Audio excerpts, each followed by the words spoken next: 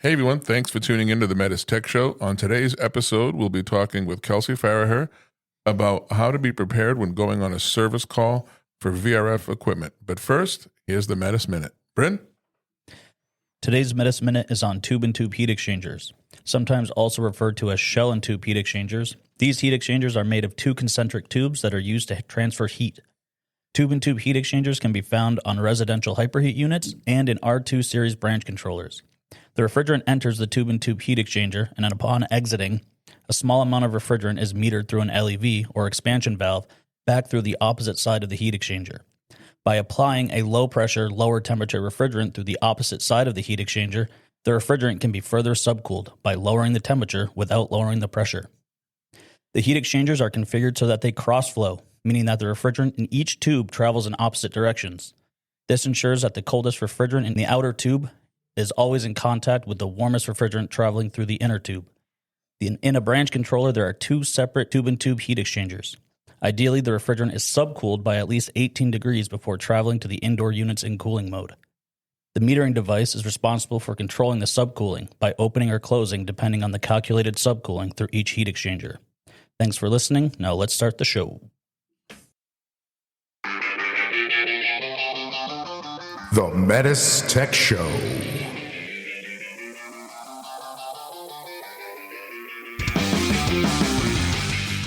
Welcome to the Metis Tech Show, a show for HVAC professionals by HVAC professionals. I like how you guys bounce back and forth between heat pump talk and food talk. The Metis Tech Show. Mitsubishi. Hey, so Kelsey, you were talking about this restaurant that you've been to. I think Bryn's been there before as well, too, but tell us about it. Yeah, I just stopped in this past month to Woods Hill Table in Concord. It's a very organic restaurant. I think it's the food was delicious, the drinks were delicious. The place has a very clean and very beautiful interior. I ended up ordering the pork chop that came out, incredible. Same with all of their appetizers, like the broccolini, and I think it was a cool concept to actually have a place that was fully organic. There's no dyes, no nonsense in your food. Oh, so it's all the vegetables and stuff are non-GMO? Yep, it's like a farm to table restaurant, and yeah. And you got, wait a minute, and you got an appetizer, you got broccolini for an appetizer? So I actually, that's funny you bring it up because I was there with some coworkers, and I would never normally get broccolini, and it came out, and I usually don't eat broccoli, but it was delicious. It was so good. Well, all right. I think you're lying, but we'll have to believe you. It was so good. Just so we know, I had no idea that was their business model, but it's good to know. You mean you went there and you didn't know that? No. I went because it looked really nice inside. Like you said, it looked really clean and everything. Yeah. And the food looked good. And it was at the price point of okay, I'm spending good money on a meal, but it's not out of control. The only thing that I didn't like, and I don't know if you had this issue, was parking. I had such a hard time finding parking there. That is a tough spot because it's right in that busy downtown area of Concord. Yeah. Right by the little rotary. It's not called the rotary, really. It's I don't know what you'd call it. There's a little square you go through the center of town where 62 comes in there. Do you know where the train tracks are? Yeah. It was right after the train tracks. Oh. Yeah. So it is a tough spot. They actually have another one too in Boston on the pier. Oh, okay. Yeah. So usually the least expensive entree on the menu is the pork chop. So lately, that's what I've been eating at steakhouses, and I'm blown away about how good the pork chop is from a restaurant. Because I can't cook a pork chop to save my life. It's always dry, and I don't know. It's just that this pork chop have a bone in it. It had a bone in it, and I think what they did too is that they somehow charred the pork hot. So the outside of it was crispier than you would normally do at home, on a grill. Right. There's two things. First of all, I always thought pork you had to cook, but we were at a meeting. Steve and I and a couple of the sales guys were at a meeting down in Swan. We're at the hotel, and the waitress comes up and said there was pork chops, and I was the first one to order. And I said, I can't decide between the pork chop or this hamburger, a gourmet hamburger. And she kind of leaned into me and she goes, oh, I would try the hamburger. Right? Everybody else got a pork chop and they hated it. Yeah, and I had the pork chop at that same restaurant earlier that year, and it was fantastic. So there's a fine line. You can overcook a pork chop. But the thing that got me is she goes, well, how do you want the pork chop cooked? People saying medium. Yeah, you I can thought do- the pork chop was just you had to cook it all the way through. Yeah. Yeah, but Interesting. medium, it's still cooked to temp if done right. So you can so medium. It's not pink inside. A little bit. Wow, I thought that was dangerous for pork. No, it's a myth. Myth. It's a myth. So no trichinosis for you. No. You Remember that you pork eat all steak? kind of junk food like I do. It just doesn't matter. At that Yeah, point. because my mother used to make pork chops, and she literally used to cut off the bottoms of shoes and throw them in some onions. Yeah. And they were awful. I since I was, God rest her soul, I'll never order pork chops or because of that, because they're all dry and leathery and flavorless. Yeah. I think I'm the only one in this room that says pork chop. Pork chop. Remember that? Remember What, that? what did I say? I said pork chop. Chop. Remember that pork steak at the national sales meeting? That was like the first time I'd had like a version of a pork chop that was good. Oh, that was delicious. I don't really really like good. pork chops, but Yeah. Yeah, that was Russ. fantastic. Shout out again to Russ Gallus for the pork steak. That was Yeah, fantastic. that was delicious. He's I don't think I've ever heard it called a pork steak. What's Yeah, the- so that's it's like it's the a St. nomenclature Louis out there. Yeah, Yeah. it's like a St. Louis dish. It was like wicked good. And then they have this dessert called gooey butter cake. So Russ Gallus is a sales guy out there in that area. And this is how nice of a guy he is. He actually heard us talking about it on the podcast, and he brought us this stuff, and we kind of pigged out on it. And it was It's good. yeah. We delicious. don't want to get into it for the fourth time. We're going to get some angry listeners, but Yeah. But Too I late. thought all our listeners were angry. Too late. So- but real quick, the pork steak is the Boston butt, and they just cut it like steak. Wow. Okay. Anyway, welcome everybody to the Metis Tech Show. My name is Paul Schaubs. Joining me in studio is Steve Pimentel. Steve, say Hey. hi. Also, Bryn Raptor. Bryn, say hi. Hello. And our very special guest, Kelsey. I think this is our second, maybe third time on the show. But Kelsey Farraher. Kelsey, say hi. Hi. Now, the last time you were on, since the last time you were on, some things has changed. So tell us, what are you doing now career-wise? So from our last visit, I was currently working as a technician for another contractor. Now I've opened up my own company, Enhanced Mechanical Contracting, out of the Boston area. And it's been going fantastic. Took a dive and, So- we're 2 years into it, a little over 2 years into it now. 2 years into it, and how many employees do you have? Right now we've got 6 or 7 vans on the road. Wow. Wow. And then got an awesome office manager. She's fantastic. We just hired an inside salesperson, and we have a sales rep. Oh, are you looking for somebody to do a podcast for you on a regular basis? Because I might be looking for Yeah, please come on in. You also got an office assistant that lays on top of your desk. Tell us about him. This is it's not even an office assistant. He's like president of the company. Oh, okay. This is our dog Hamilton. This is what everyone works for. So we had a commercial designer come in and design the whole office. And originally I had bought this certain island for our files that had like a little cubby under it, thinking that would be where Hamilton would sit. Turns out that wasn't good enough. So now we had bought stairs that climb up to my desk that Hamilton climbs into and sits next to the laptop and the monitors all day long. Okay, so we talking a Great Dane here, or we talking a Chihuahua? What It's kind a French bulldog. I have a 30-pound French okay. bulldog that's very emotionally attached. Yeah. That's awesome. I went to one of those paws in the park things, this, to help, adopt and rescue dogs and everything. And there was a sign and it said French kisses. And there was 2 French bulldogs sitting there on the counter. You could go up and get French kisses. Wow. I thought it was clever. Yeah. Anyway. Nice. They'll Anyway. do it. They're very friendly. No, yeah. So give us a little bit about your background, how you started out in the trade, and and some of the equipment that you've worked on. We'll be right back. Hey, listeners, if you like the Metis Tech Show, you should check out our YouTube channel called the Metis Training Network. That's METUS Training Network. Head on over to the Metis Training Network for tons of videos and programming made for HVAC professionals just like you. We've got technical training tips, HVAC program updates, and episodes of our new HVAC talk show called The Comfort Zone. Of course, you also get to catch up on more episodes of the Metis Tech Show as well. Head on over to YouTube and subscribe to the Metis Training Network today. Now, back to the Metis Tech Show.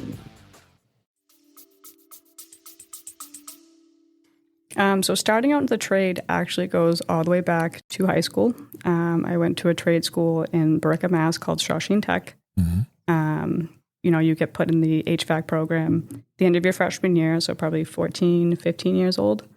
I went out on co-op for a little bit. I was a big sports athlete, so co-op was tough for me, going back and forth between all the events I was doing. But then from there on, after high school, I worked for a company that was electrical, HVAC, and plumbing. They were more light commercial based, maybe like high-end residential out of Medford.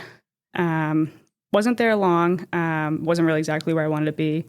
I ended up later getting a part of Boston's Union 537 and working with Canestraro for all of my apprenticeship and a few years after. Canestraro was where I started learning a lot about Mitsubishi.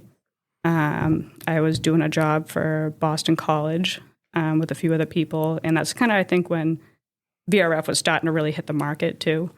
I was with a journeyman who, I gotta give him all the credit in the world for pushing me to learn new things. He was like, "You're gonna figure this out without me." It's basically how it started. And at that time, always so nervous of not looking like you were gonna be the best in the job. I'd spend half my time at home reading through manuals of stuff that I had no one else to ask for help for, because no one else in the company was really working on them at that time. At that time, I didn't realize also that would then later on build most of my career, because as it went on, as we put new ones in, then I would go back to the new jobs. It wasn't like anyone else was going to show up, because it was kind of a niche thing, I guess. I think you do need like professional training to really get the handle of it, at least to start. And I'm going to say professional training. I'm going to say like you need to have a little bit of an idea of how the big picture goes. I think a lot of us who do commercial VRF, our biggest complaint is when someone's like, "Oh, it's just a split system." Like, Yeah. you're kind of right, but you're actually very wrong at the same time. Right, there's a lot going on. I feel like when people tell me that, like, "Oh, she just works on split systems," I'm like, "Don't you dare say that." No, but you hit the nail on the head. It takes what you did. It takes time. You can't just go on a job and expect to learn something if you don't put the time into it and the dedication to look at it. So you did the right thing. You read the manuals. She read the manuals. Wow. That's a new novel concept. I think we got to get out there. And you took the time. And I remember years ago when I first started, you've been in my class, a couple of my classes at least. Yeah. I don't know how long ago that was. It had to be 7 or 8 years ago, I think, maybe longer. Yeah, it might be longer now. But yeah, for sure. Yeah, the other day I was talking about reading manuals, and that's what I preach in class. It's Bryn, that's what you do. Read the manual. And I was installing a sonar on my boat, and it had a bracket that holds the sonar screen. And I put the sonar, didn't read the manual, and screwed in the bracket and made holes in my boat that didn't belong there. And I said, "What the heck is going on in this?" Every time I went to go put this sonar on, it wanted to face the screen off the front of the boat so I couldn't see it. And so moral of the story. It's okay to listen. It's okay to read the manual. It's not like you're asking for directions to someplace that you can't do. Right. Just be but lost. You can read Well, the you know manual. how it is. You buy something from IKEA. You can, sometimes you kind of, I know how this goes together. Yeah. I told you my furniture story, right? Putting one of these pieces of furniture together like an O'Sullivan desk and had these instructions, and I'm going through it, and I decided, it's just those dowels and everything else, and I decided that I'm going to glue everything to make it even stronger. Good idea. And I bought a hutch to go with it. It was an accessory. It didn't come with it. It was just 2 separate purchases. And I'm on the last page, second to last page of the instructions, and it said, "Put the top on." So I glued it. I put the top on, put the dowels in there. There's, what are they called? Those little screw Like things. half-turn Twist ones, lock. quarter turn. Yeah. That's whatever they're called. And I did that, and then I turned the page. Cam lock. Cam lock. That's Cam what it locks, is. Yes. And I did that after I glued it, put it in there, and I turned the page. But first, if you were adding the hutch, I said, oh no, I had to take it apart really fast. Yeah, it was a mess. Yeah. Anyway, Kelsey, let's talk about a service call, a VRF service call. And you've been on your fair share of them. Yeah, right? I'd say quite a bit. So we kind of did an episode, I don't know, a year or 2 or 3 ago about a residential service call, and I think It was the episode called "Going on a Service Call" Right. with Roland and Juan. Right. I remember this, yeah. So let's go on a service call for VRF, right? You get there, and you're lucky if you have the right address. You're lucky if you get the contact person and a complaint. So walk us through what you would do, what you had done in the past. Like, where do we begin? You pull up to the job site. You're in the van. What's the first thing you do? The first thing I do, I know that this is funny because as you do your career as a pipe fitter, they're always saying like, you walk in the building ready with all your tools, and you don't want to be back and forth wasting like the customer's time. I do not do that with VRF calls. With VRF calls, I have a dedicated backpack that has a meter in it, and it has a few hand tools in it, like a 6-in-1, adjustable wrench, whatever you may need. Maybe a mini like M12 impact, so I can take the 5/16 screws off, Right. all the panels, and then just the laptop and whatever converter that I would need. So you really just need that to get going. I think usually what I try to do the most with a lot of our customers, and even if they have the equipment, I try to prep them, like, if you guys get an error code or like a flashing code, like, please take a picture of this code. This is for like customers that have, I've had for a long time. But for a new customer, I'd be like, what was the code? And 9 times out of 10, they're like, oh, I don't remember. Right. So Of course. that's usually it. Or they'll tell me, oh, the code was 52. And we both know that wasn't the code. Right. Yeah. So I get that often as well. So you start out with a small backpack. I don't lug in my full bag of tools. I just don't find it necessary. I don't bring gauges up. And the first thing you try to do is just find where you're going to hook onto MNet. Obviously you hope to have a central controller. If not, I usually go to the condenser on the roof because I don't want to disturb the space. I just think it's a better etiquette for anyone in the field instead of being in someone's office space on punching away at keyboards. Like, you are distracting. So it's either the condenser or the central controller if it's private. And just log in. And the first thing I do is start reading through all the maintenance logs. I'll go in and I'll start looking at all the error logs to see, like, what was the last error. And obviously I check the PC time too to see, like, does this all match? I'm not looking at old stuff. That's a good idea. Right? Yeah. It doesn't happen often, but like every blue moon, I'm like, all right, this doesn't even match up. Right. But, I'll go to all the condensers. That's the first thing. And I actually screenshot them too, because when I'm in there, if it's like an active one, maybe I'll keep it for like pre-error data. I'll keep. It's a good idea. You have to keep going back into that screen. Yeah. But if I, yeah, say you're trying to isolate which condenser it is, I'll screenshot, like, I'll use the snipping tool on my computer to screenshot the errors and make a folder, like a portfolio of it. Because I think, correct me if I'm wrong, like, you can only save like 10 errors or something like that in each screen. So I'll screenshot it, because then you can go over with the customer, because they do want to know to a degree. I mean, they might not understand it, but they want to know. And like, these ones are probably from like when it was installed 7 years ago, Right. and they mean nothing, Right. but we're going to clear them. So then, next time we get here, if something comes up, like, it just seems to look better. So I'll do those and then try to isolate, like, which one actually has an error code or the most recent error code.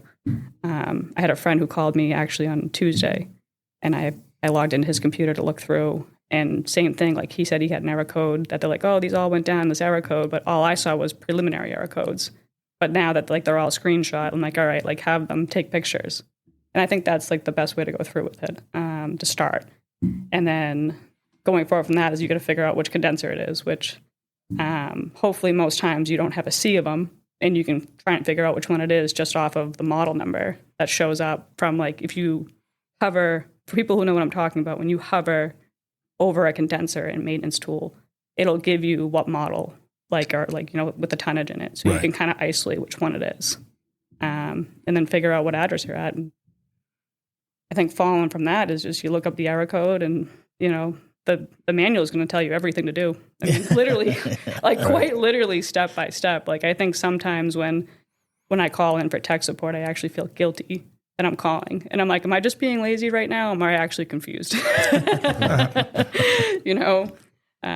It'll give you a step-by-step process.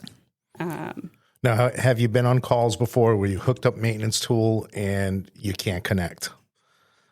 Let's say you're at the BC and you just can't connect that maintenance tool, and now you got to look for now you got to start checking voltages. Yeah, you got to see if the branch controller is off or something. Yeah, check voltages. You know what? It's been a long time since I've had that happen. A long time. I feel like those issues only really happen during startup, in my opinion, unless you had it some makes kind sense. of some short in the MNet, something that's not allowing you to look at. Yeah, unless you had someone in there just cutting wires out or doing a demo project. That's happened a couple of times too, actually, where they've remodeled the building and someone's just like, oh, must not need this, and snip. How? But when it comes to that, I mean, I think it's second nature at this point to just check line voltage and then check the MNet voltage. Right. Make sure it's addressed and move along. But that might be, if someone who's never taken an install class, that might not be second knowledge. And the reason I bring that up is because, Bryn and I, as instructors, with hands-on, we get crafty with certain things and create bugs in the equipment. And the contractors, they get confused and very angry if maintenance tool doesn't work when they connect it. And they just stand there and stare at the unit. And I'm like, they make something called the multimeter that you can check voltages with. Yep. And Yep. So the most obvious, check your obvious stuff first if you run into that. I can share that frustration as I've drifted into being a business owner now, and I did not go to school. When I was graduating school, Microsoft was just coming into play for a lot of stuff. So I can get through, but when I can't get my video camera to work for a Zoom call, I can't tell you the rage that comes pouring over me in seconds. It's funny how I think it's just that's the computer. We'll call that the computer illness. Yeah. The pandemic. Manual? Do you have a manual for the camera? A good place to start. You're not wrong. You're not wrong. Yeah, the pandemic showed everybody how to use meeting platforms real quick. All of it. All things computer. Really. Can you hear me? I can't hear you. I see your lips moving. You're on mute. Well, I missed that. I was still a technician then, so I'm still behind, guys. I wasn't doing meetings. You know what aggravates the heck out of me is you're in a meeting now where 5 years after the pandemic and people still don't know they're unmuted and they're talking and they don't know how to turn their camera. They don't know their camera's on, or they don't know they're muted. Or we've been doing this for 5 years. How can this still be a problem? Right. He's probably talking about me. Yeah. Anyway, Kelsey, let's get back to the service call. It surprised me that you didn't say go right to the mechanical room, because I think that would be my first stop, is the mechanical room. Because I would be looking and hoping that the installer left behind an as-built. That's true.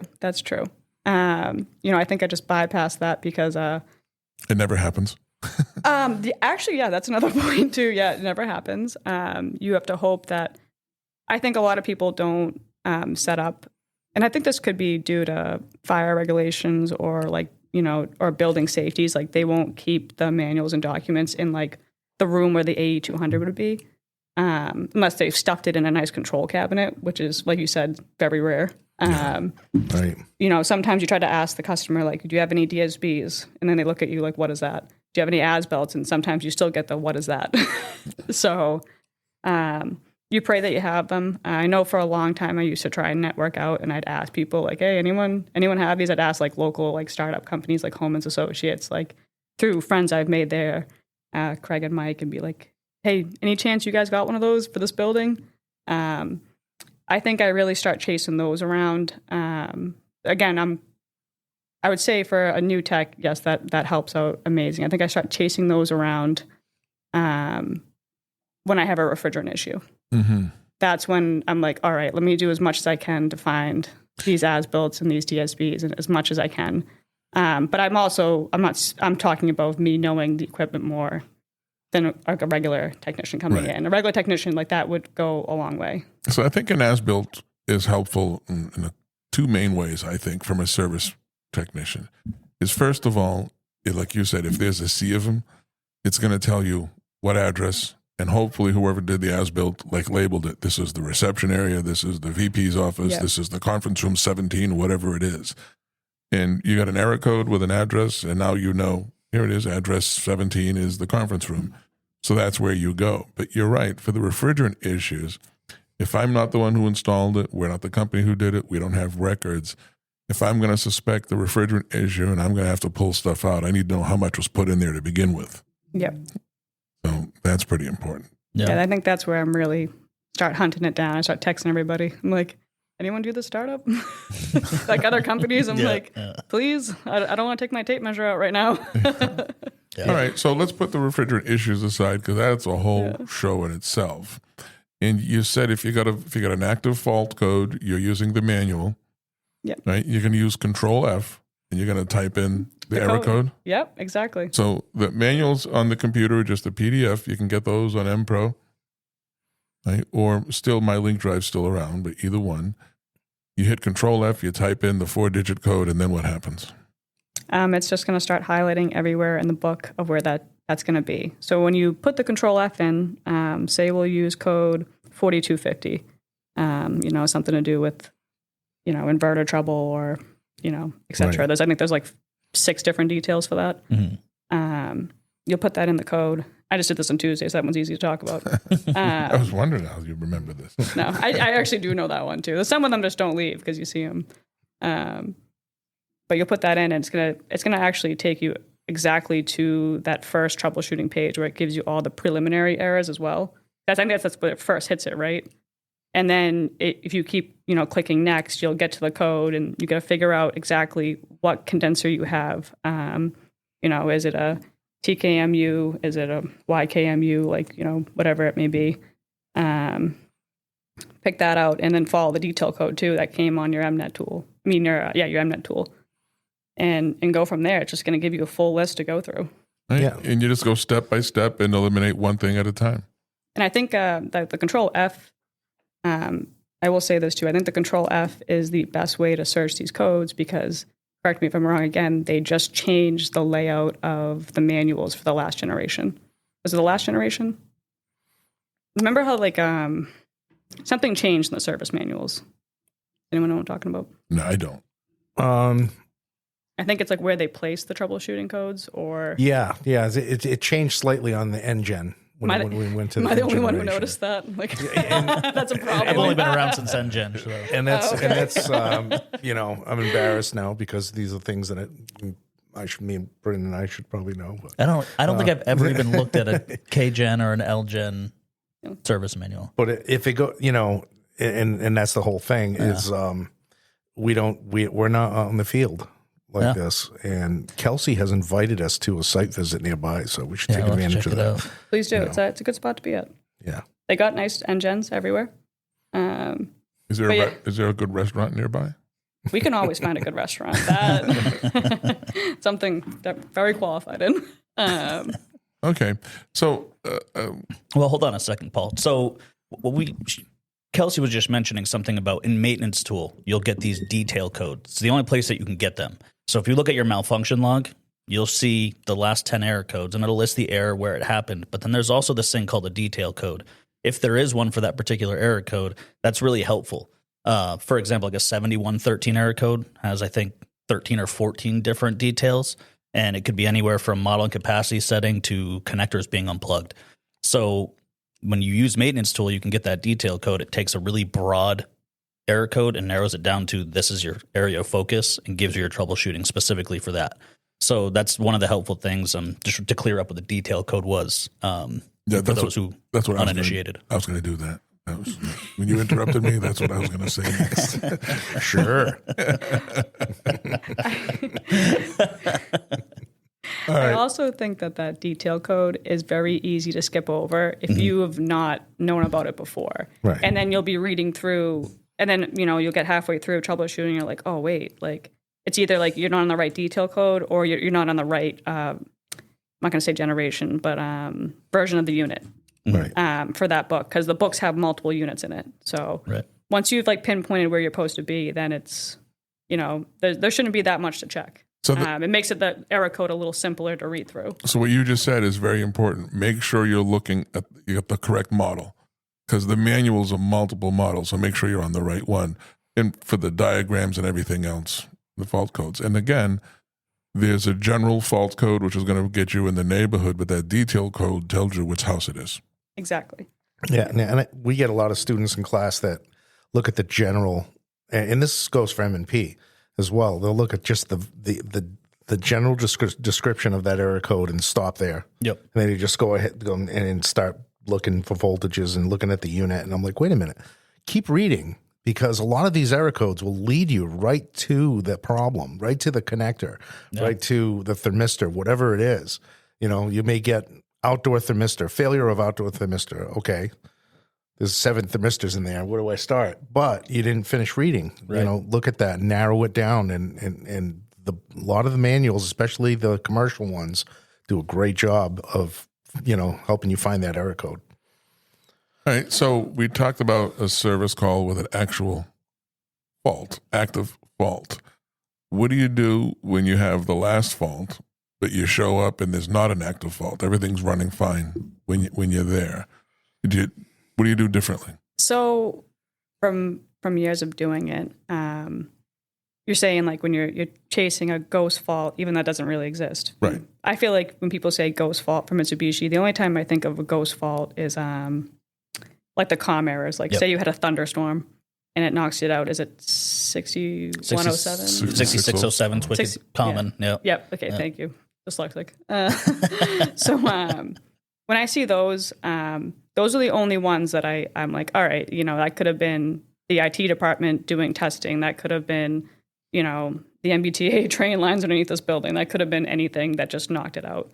Those are the only ones that I like don't really spend a whole lot of time on troubleshooting. I'll usually just go through the maintenance logs, clear everything, reset everything. And then if it comes right back away, then I'm like, all right, something's wrong. But when it comes to other faults, like for instance, like this past Tuesday, when I was logged into my friend's computer, looking through this one, they're saying that all the system went down and all I had was the preliminary for the 4250. And I'm like, you guys can correct me if I'm wrong, but that shouldn't have come up on a thermostat, correct? A preliminary? Yeah. Not usually.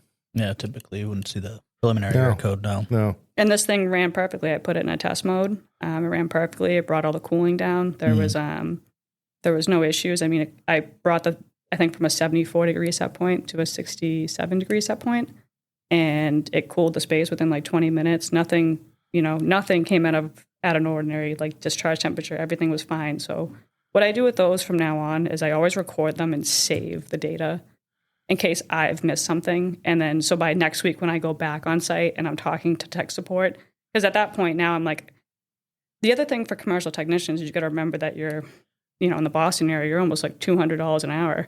And then, sometimes $300 an hour, depending who you work for. Right. So it's like, you got to think of your efficiency time of like, all right, what point am I going to reach out to help for tech support to be like, all right, this is not a normal troubleshooting code that I can find through the manual. So I record everything now for any kind of maintenance tool. But the ghost ones, again, you screenshot the maintenance logs and I just check operations. And the first things you always check is obviously the high and the low pressure. I always check how TH4 is doing. Right. Yep. I always look to make sure between all the condensers that my TH7 for outdoor air is reading the same across all of them. Like these are very simple things you can just sweep through in seconds to be like, and then, most times you'll find out that, oh, that one's wrong, but that's not the problem today. But then you can tell the customer, hey, I found an extra. Yeah. But because those thermistors are what's telling you like what modes, yikes, modes these machines are going into. So there's a lot of like just simple checks you can do to run through like, all right, is this thing okay? Instead of having to know what every valve does in the machine. I think a lot of technicians get out there and they're overwhelmed being like, there's like 10 solenoids in this, or there's this, there's that. And they're like, I don't know how the refrigerant's moving. Like sometimes you don't even need to know how the refrigerant's moving to get like a general idea of like how well is this machine doing. Mm-hmm. Just like some key points will put you in a good direction. And just make sure that you're saving your information, because when you call in a tech support, like it goes a long way for them. And when you call in for tech support, you're calling your DSGs? No. Or you're calling the 800 number? I called the 800 number. I actually don't love, I mean, if I bought the equipment from a DSG, I probably would call them just in case it is like a warranty thing. I've just gotten so accustomed with calling the 800 number, and I feel like I know them on a first name basis anyways for the past 10 years of being there. They all know you. Oh, really? Hell yeah. Oh, boy. I didn't know that. But just because of the tiers, too, because, it's a couple of reasons. Because of the tiers, I like when you have a control issue, you can kind of skip over and pick what department you're going to be in. Which I would actually talk about the tech support tiers, because I don't think a lot of people know that, because I explain that to a lot of people often. And then I also don't like bothering the DSGs, because I feel like they're just so swamped in the area because they're so good at their job. Like Mike Luvia and Craig Johnson are like so good at their job that I feel like their phone doesn't stop, and I almost feel bad reaching out to them. I wouldn't feel bad. They would tell you. I know those guys, and they would tell you, call us if you need anything. Yeah, so I try to, if it's going to be a product I bought from them, then I would go that avenue. But most times I'm in buildings lately anyways that someone else has installed the machine. It depends on the scenario, I guess. And I think that's just like a courtesy of my own brain, how I'm thinking it. I want to back up a second to something you said that I think is pretty awesome, is that you do a sweep across a bunch of units on TH7. I mean, that's just genius, right? And that's almost the same thing as, I want to check my thermistors. What do I do? Pull them all out and ohm them? No, I can shut the systems down, or, I mean, it's not always a luxury to shut everything down, but you can shut a system down and let it cool off and just check your thermistors. Do like you said, a sweep across all the thermistors. And if they're outdoor thermistors, they should all be within the same temperature, and you can pinpoint problem thermistors like that. So it's a great way of thinking, and I think that's good information for the technician. Keep it simple. Yeah, and the same thing, when everything is shut down, all the temperatures should be the same if they're in the same space, and all the pressures should be the same. Yeah. So. Yeah. The one I just got, it was actually when we were talking to the Tiger team, when they were talking about your standing pressures and your TC and TE. Your TC and TE, when the system's not operating, should be TH7. Saturation should be TH7. If it's well above that temperature, it's a sign that there's nitrogen, is what they said, but could be non-condensables in that system, which is just something I was like, you know what? Why did I never think of that? Of course, TC and TE should be TH7 with the system off, but you don't think of it until, people that deal with it a little bit more than even we do. Give that advice. And now that you mention that, because I haven't listened to the full episode yet. So Kelsey, we just did an episode with the Tiger team, basically advanced maintenance tool. And Bryn was on it with Paul, and Bryn was like a kid in the candy store. And it was just like, I need to know this, I need to know that. And their way of thinking, and it's how a technician thinks, and it's stuff that Bryn and I and the instructors all need to start thinking. We need to start thinking that way. And we've gotten a lot of feedback on that episode, like instantly. Yeah, instantly. Before I got to listen to it at 6 a.m, we had feedback on it already. But one of the things that they said that would help me the most is taking the LEVs, converting it from whatever step it is to a percentage. Yep. So just for the sake of easy math. It's a good theory. Yeah, the sake of easy math, if it's 100 steps and it's at step 25, it's 25% open. Yeah. Right? And that to me makes more sense than trying to figure out, it's step 247. Out of 3,000. Yeah, out of 3,000. Well, especially when you consider that, like, especially for indoor coils, like, depending on the size of that indoor coil, it may be a 3,000, it might be a 6,000. Yeah. So you may see two units that are both ceiling concealed ducted units, but just because they're different size, they don't have the same maximum amount of pulses. So you're like, why, when they're doing the same amount of work, is one at 100 pulses, the other one's only at 85, or 150 and 85? Why are they so different? Well, on a percentage basis, they're the same. It converted to a percentage, and it to me, it's the same thing as when you look at a standard compressor, a standard recip compressor. We talked about this. Yep. I look at the compressor amps, and what is the RLA? Mm-hmm. Is it close to it? Is it far from it? That to me is an indication how much work it's doing. The same thing, convert it to a percentage. If it's 90% open, it's doing a lot of work. If it's 10% open, not so much. Yep. But overall, it's something that I bring up in class quite a bit is what you've been talking about is the best thing that could ever happen when you walk up to a City Multi piece of equipment is that there's an error code. That's like the best case scenario. You walk up, there's an error code, you have somewhere to start, you have resources. The worst case scenario is you walk up to a service call, system's not working right, and there's nothing on the outdoor unit. So you're like, I guess we're hooking up maintenance tool. I've had one of those. Yeah, you're hooking up maintenance tool and you're watching, and a lot of times it does end up being refrigerant issues. But, you can diagnose bad components through maintenance tool. I was just showing Steve a file before we started recording where an LEV on an indoor unit was bypassing. And so doesn't throw an error code necessarily, but it's underperforming. The entire system's underperforming because we've got this large bypass. So how do you catch those things? When you're a service tech walking in, the maintenance tool does a lot of that for you. It at least points you in that direction. That one was interesting. The one he just showed me was the indoor unit was off. It was in off mode. The LEV was at 41 pulses, and the coil was 25 degrees. What? So I've never thought of that happening or seeing that on maintenance tool, but there it is. It's like, and this was a Y series unit, so it's just headers and T's. So anytime it was only 4 indoor units on this Y series. Anytime any one of them would go into cooling, that particular unit would also go into cooling. And now they only complained with issues overnight. But the thing is that during the day, there's more load on the system. So they probably never even noticed because it would come on and off naturally anyway. Right. But then as soon as it's overnight, they get this issue because there's no load on the system, but it keeps overcooling. And, but yeah, it was just really interesting to see, for 10 minutes it's at 41 pulses, but that temp drops every time the compressor when he comes pointed on. that out, I was just like mind blown. It was just stuck open. Yeah. Bypassing right through it. Because here's the thing. Those pulses are not the actual position. It's where the position should be. It's what it's commanding it to be. So that's important to know. It's not the actual position. I had a similar situation. I think, oh my gosh, this had to be well over 5 years ago. I think I remember telling Steve about it. I had a reversing valve in a double coil condenser, so it had the 2 reversing valves with it. Yeah, and you actually gave me the reversing valves, and I cut them all open. Those are the ones we have in the room. Yeah. And this was another shout out to Craig Johnson on this one. Remember being there, and I'm like, there's no error codes, but there is absolutely no heat going to the building. Like nothing is going downstairs.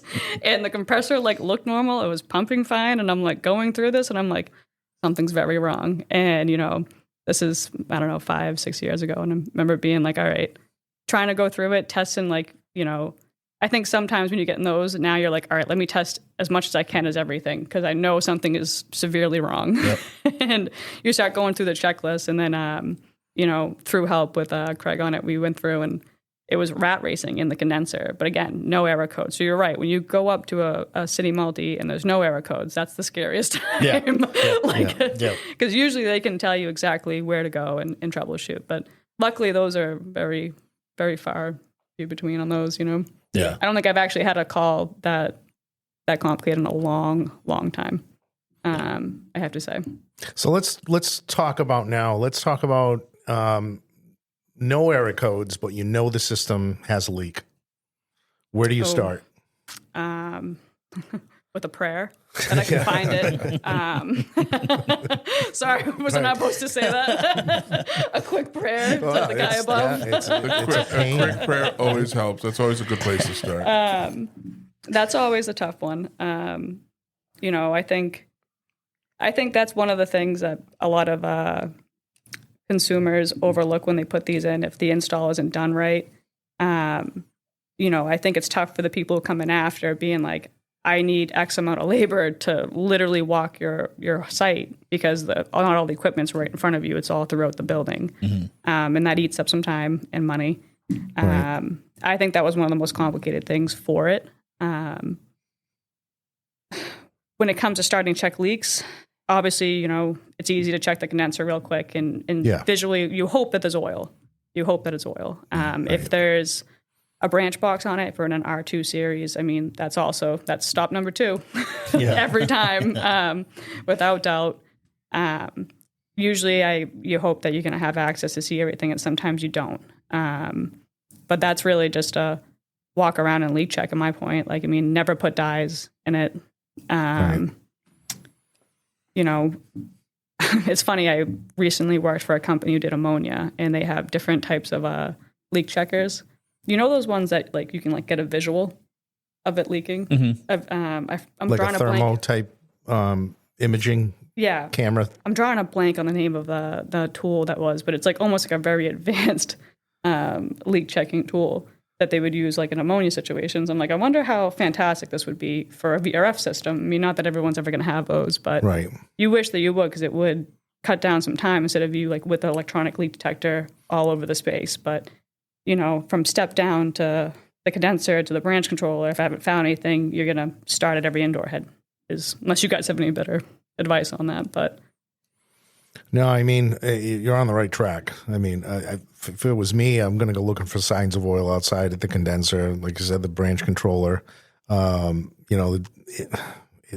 50 indoor units on a VRF system. Yeah. You hope there's a DSB file. yeah, On the jet. That's why it's so important to have a DSB file for every job. As built, leave it on site. Yeah. yeah, Now, I can tell you what I teach, which is ideally, right, in a perfect world, your R2 system has ball valves. yes, you hope. You're right. You hope. It's not Yes. always the case. But if they are there, that's where I start, is pressurize the system and close all my ball valves. Yeah, Because you get your service ports on our ball valves. So then we can give it like an hour, come back, check each port, and see if there's a drop. We can try to isolate it to maybe one or two different runs. But at the end of the day, even when you do isolate it to that, you still have to check that entire run, whether it's the connection at the branch controller, then the indoor unit. And then if you don't find it there, you're trying to find the line set, see what happened. I do that a lot too. I thought he meant as you just got the call and you're on there. But if you're going to have the system like a point where you can pump it up with nitrogen and a pressurize it. tracer gas, that is 1,000% the best way to do Ideal. it. Yeah. Right. I think I've only probably had one or two systems where I've never been able to find the leak. Yeah, I have one that I still think about at night. It's going to come back one day. I've had to do that on a standard split system where there's just Yeah. the indoor, the outdoor, and the lines. I've cut them. I've cut the lines, sealed them, and pressurized them, and I'll come back and I'll say, "Okay, I couldn't find it. I've put some time in here. At some point, I'm going to just pressurize everything, and then I come back and see where did the pressure leave, and if it's the line set, great. If it's indoor, I know, and it's outdoor. And the thing that used to get me, the ones that were very hard to find, was the champagne leaks. Yeah. Yeah, I remember taking, and I said, I took an evaporator coil out, and I put it in the pool, pressurized it with nitrogen, and put it in the pool just to see where the leak was. Yeah.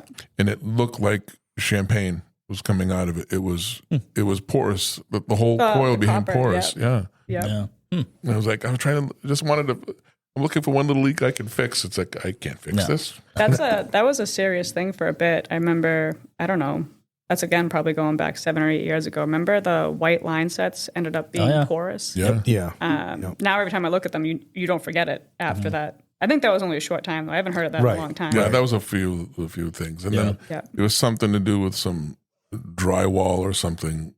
I don't know. Yeah, some kind of additive that made it porous. Yeah. And then pizza places that was because the onions. I was always told there was something in the onions in a pizza place. Evaporator is very common to leak because of something in the onions that makes them react to the copper. Yeah, it's the acidity. And so I did a lot of, I did side work for a produce company, and it's amazing. They had peppers, like sweet peppers, green peppers, red peppers, and a ton of other, like I said, onions and everything inside of a walk-in cooler. And those would rot evaporator coils. Yeah. And I just never thought of that before. I'm like, wow, it's they were telling me it's the acidity in a lot of these, even, fruits and stuff, the acidity in the food, in the air would rot the coils. So you have to replace walk-in cooler evaporators all the time. All right, Kelsey, let's get back on this service call. So think about when you were a young technician in the field. Young. Yes. Younger. I'm sorry, younger. You mean last week, Paul? Yeah. Well, she is young. She is young for me. I may rephrase that. You would think I would feel bad, but I really don't. Younger. No, a new apprentice. A young apprentice in the field. Because you've been doing this at least. How long have you been doing this? The VRF or the trade? The trade. The trade? going on about 15 years. Yeah, so you're older now than you were 15 years ago. Yep. Okay, that's what I'm trying to. I'm only kidding. Yeah, I couldn't pass up on the opportunity. yeah, I know. I kind of respect that. So, what do you wish 15 years ago somebody ancient like you are now told you then? So picture the person in the truck, and maybe a young apprentice in the truck right now listening to us. Hopefully they're taking training and doing things, but what advice would you give somebody? And let's keep it specific. It's up to you. Keep it specific to VRF, Mitsubishi, the City Multi, the Y Series, or just in general for the trade. I think specific for VRF is the manual. Like, I don't call it, as you say, M-Pro. My link drive is still what I use. Yeah. But my link drive and the manual and pinpointing it, because you'll just save yourself so much time, whether you have the maintenance tool or not. If you have an error code, you can operate through those dip switches to find, and in your basic hand tools to find anything. And it would just save you a lot of time. I know when I first started VRF, I would be up and down the manual. I'd print it out and bring it to work with me. It's like 476 pages. It was a different time then, Empty guys. out the All right. printer. I was an apprentice. They didn't always want to give apprentices laptops. It was a different time. Okay. It wasn't as well known now. You know? And you had a flip phone. Yeah, Because it was exactly. so long ago. Yeah, so long ago. But anyways, I'd leave it on site because I was also someone who didn't like being on my phone scrolling. Again, still fighting with Zoom calls 10 years later. But anyways, I think a lot of that manual isn't. All of it's needed to a degree, but you can find everything you need as long as you can learn how to use a table of contents. If you went to school, you'll know, and it just saves you a lot of time. I think before I used to. The first few years I looked at it, I was so far into it that I had to know every little detail, which, again, paid out in my career now. But I could have shortened up some calls and not been so focused on knowing every little detail of the machine and just pinpointed where I had to be. Yeah, that's the thing. We've said that a bunch of times. You're looking at a diagram. Don't look at the whole thing. Focus in on what you need, one bite at a time. Just And I can very much say that, obviously I've worked on other manufacturers instead of just Mitsubishi. There isn't another manufacturer that's going to give you all the information in the book. You are going to be dependent on, trying to get help sometimes from other places. But really Mitsubishi, you can get to where you need to be, which is fantastic. And if, say you're I know I reached out to Steve this past week about an issue that I've seen 3 times now at the same site that ended up being this is odd that we've seen it 3 times now, and there's already a fix out for it. Even the support is far advanced compared to other places. So at the end of the day, if you know how to read, you're going to get through it. And if you just pick up the phone and call, they'll have an answer for you. So yeah, I was hoping you'd say, go to training. Yes, but that that's too. okay. Yes, that too. Well, you don't even have to. You should go to the training because it's obviously classes are fantastic. But you guys have great videos as well. Yeah. If you're on an after hours call and you can find a lot on that to get you through until you do get to go to training, Right. Yeah. E-learning, YouTube videos. Yep. I actually had Absolutely. somebody, Cole, he came to class. Cole from St. Louis. Yeah, and he said that he was listening to the podcast while he was waiting for the 1-800 number for tech support. He was on hold, and he ended up hanging up because he found the answer in the podcast. Yeah, no, It's pretty cool. Really? That's Yeah. awesome. It's awesome. Now, what was interesting, I spoke to him, and by the way, he gave us our 83rd country because he was on vacation in Fiji. Is that what it was? And he listened to the show. But he mentioned something that I wasn't aware of this. I wasn't aware, and I looked at it. It does so on the podcast. I have Spotify, and I go to Spotify, and it gives me a transcript of the podcast. That's how he found it. He found the podcast that talked about what he was dealing with, and he didn't listen to the whole thing. He just read the transcript. He scanned through it and found what he was looking for. Oh, okay. So I didn't even know it did that. So that's another source of information. If you know what the podcast we talked about it on, the title. There's a transcript. You got it right on his phone. I was shocked that it did that. Yeah. I didn't know that everything I said was in writing. It is now. It could be a problem. Well, Kelsey, we owe you one for this episode because I think this is great information. Just an awesome walkthrough as a technician through a VRF system. I think our listeners are going to love this one. We'll get a good comment from Nick. Maybe not. Yeah, maybe. Yeah. And so what's the name of your company? Enhanced Mechanical Contracting. Enhanced Mechanical Contracting, and you're out of what? Acton. Acton. Oh, that's a nice little area out there. Yeah. No wonder you went to Concord. Yeah, it's a nice I don't spot. know. I used to do a lot of business in Acton when I was in the truck. I can't think of any place I've eaten out there that was any good. The state prison is gone. That's We used to have to drop off our BT machine in Acton or Maynard, one of the two. There's like a state police facility there. They used to have to recertify our BT machines there. That's Concord. No, Concord has a state police. it wasn't when I was doing that. Yeah, I don't It know. was Acton or Maynard, one of the two. I think it was Maynard. Could be Maynard. So I have to buy a new grill, Paul. What? Yeah, my grill is. Wait a minute, you're talking about a regular grill. So my gas grill. So I'm debating on, do I get another gas grill? Because No, I'm telling you get the Rectech. Oh, yeah, the Rectech. yeah, I don't know if I want to light up pellets just to grill a burger. That's the whole thing. I need another grill. Anyway, my kid called me yesterday and he said, "Dad, tomorrow's senior skip day. I'm gonna have. I'm gonna. Yeah, yeah. They just tell you now. Oh, tomorrow's senior skip day, so I want to have a bunch of my friends over, and we're gonna cook some burgers on the grill. Just letting you know." And I said, "No, you're not. No one's home, and you're not gonna have a party in my backyard. You're out of your mind." But I said, "Yeah, the grill doesn't work. It's broken anyway." And his answer was, "Bro." I'm not bro. I'm dad. So yeah, but then I started thinking I got to get a grill. So I'm thinking, I don't know. I'm thinking the Weber Slate. Well, the Weber Slate is just a griddle. I know It's not a grill. but I can still do dogs and burgers and steaks, and I can do basically everything on there. Yeah, well, you missed that fire thing. So I was going to say the grill that I have, the gas grill that I have, is a Napoleon, and I got that and I compared it to the Weber. The Weber is a 10-year warranty. The Napoleon's a 15-year. It's the last grill I'm ever going to have. Right, and I love the thing. It lights up every time. It cooks evenly. Since I got the griddle, I stopped using it. But the griddle, because sometimes I want a flame broiled burger. I don't want it just to be on the griddle. I want those flames to chart a little bit. Same thing with the steak. I did steak tips a couple of days ago. I'm not going to do those on the griddle. You need a grill for that.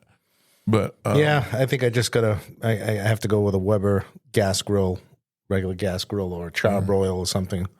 Charbroil's been making some good, very good some grills. good ones. It's half the price of a Weber. But it's they've been making some great stuff. Weber, a Weber grill. I can do my lobsters. You all have the same accent. I'm the only one that doesn't. All right, we'll see you on the next one.